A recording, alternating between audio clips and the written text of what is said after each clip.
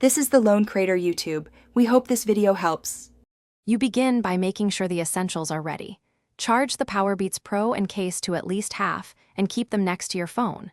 Activate Bluetooth and connect the earbuds so the phone recognizes them.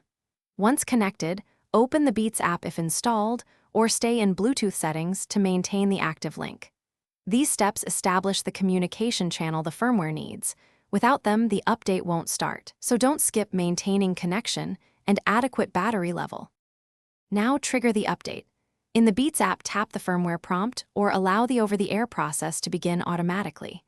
You'll see a progress indicator. Make sure to keep the app open and the earbuds paired so the transfer continues uninterrupted.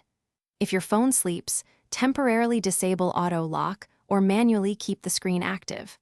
Also avoid moving away from the device or toggling Bluetooth. Monitoring ensures the update files transfer fully and the earbuds install them without corruption.